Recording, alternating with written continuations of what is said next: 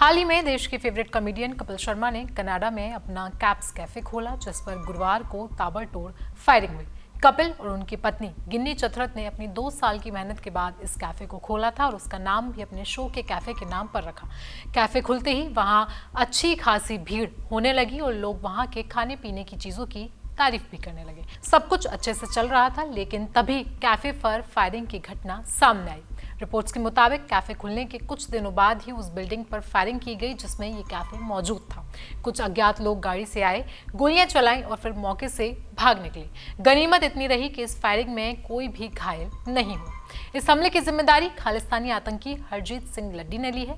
Harjeet Singh Laddi NIA की most wanted list में शामिल है और बब्बर खालसा इंटरनेशनल से जुड़ा बताया जा रहा। रिपोर्ट में सामने ये भी आया है कि कपिल शर्मा के किसी पुराने बयान को लेकर ये पूरी फायरिंग रची गई। बात करें हरजीत सिंह की, तो हरजीत सिंह उर्फ लड्डी पंजाब के नवांशहर जिले के गांव गरबधाना का रहने वाला है और उसके पिता का नाम कुलदीप सिंह है।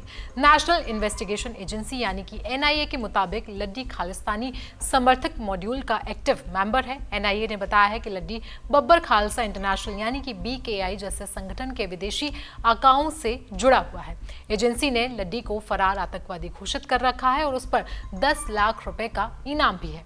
एनआईए के मुताबिक लड्डी खुद को एक्टिव ही नहीं बल्कि साथ ही वो विदेश में बैठे आतंकी फाइनेंसरों और हैंडलों के संपर्क में भी है। बब्बर खालसा इंटरनेशनल से जुड़े गुर्गों के साथ उसकी बातचीत और फंडिंग को लेकर अब तक कई सारे डिजिटल सबूत भी एनआईए के पास हैं। खैर, घटना की बात की जाए तो घटना के बाद पुलिस तुरंत ही मौके पर पहुंची और वहां पर जांच शुरू की गई, लेकिन शुरुआती जांच में अभी तक ये पता नहीं चल पाया है कि हमला खास तौर पर कैफे पर किया गया था या फिर कपिल शर्मा और उनके परिवार को डराने के मकसद से। मालूम हो कि कपिल की वाइफ गिन्नी चतरथ, जो सोशल मीडिया पर बहुत कम नजर आती थी, लेकिन वो कैफे शुरू होने के बाद काफी ज्यादा एक्टिव हो गई। वो लोगों को धन्यवाद कर रही थी जो कैफे में आकर उनका खाना ट्राई कर रहे थे।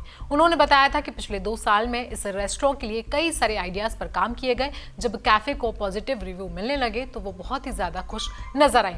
कैफे में फायरिंग को लेकर कपिल शर्मा की टीम की ओर से पहला रिएक्शन भी सामने आया है। कपिल शर्मा के कैफे ने इस हमले पर रिएक्शन देते हुए एक इंस्टा स्टोरी पर पोस्ट शेयर किया है।